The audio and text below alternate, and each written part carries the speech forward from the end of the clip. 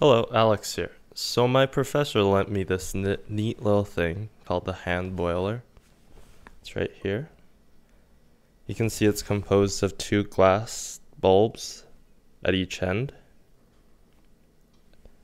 The top one and the bottom one. And the bottom one holds a reservoir of alcoholic solutions. Don't know what type it is, but it's green. And now we all know alcohol has a really low boiling point. Like when you rub hand sanitizers on your hands, they just evaporate really quickly. So when I hold the bottom chamber with my hands, you'll see the heat from my hands will cause it to move up to the top chamber. It looks like it's boiling there. It's really cool.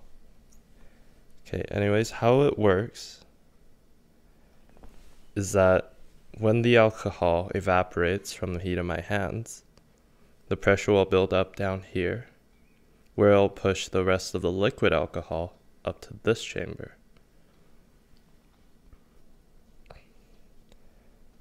And then when the rest of the liquid alcohol is gone, down here is just air. There's nothing, and then it bubbles. And the alcohol will stay up there until the bottom chamber cools and the gas condenses, and it will return back down. That might take a while. So this is really neat, but it's kind of small.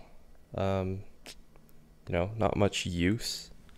But when I saw this, I instantly I was reminded of something I had at home, which I'll show you.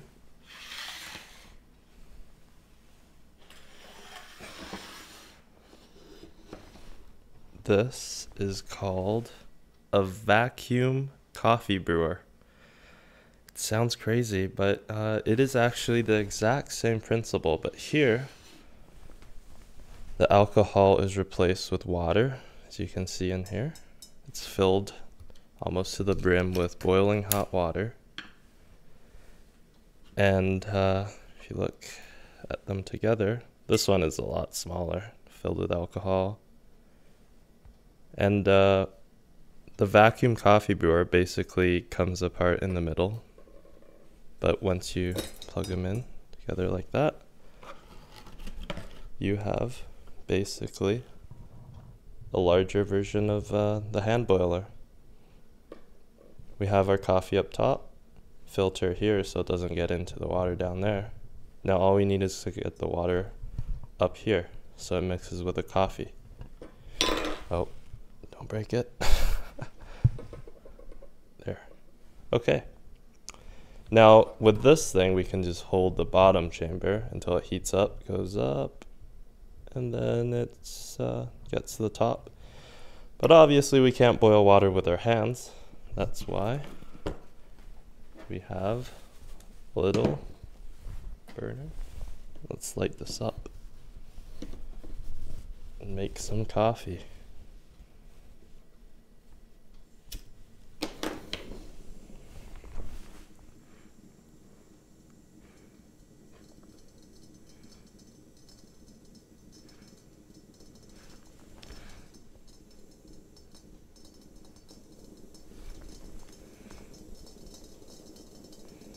You can hear the water is boiling, and the water vapor will collect in this air pocket here, where the pressure will build up, and it'll push on the rest of the liquid water, pushing it up into here, where you'll see that in a second, just like this one.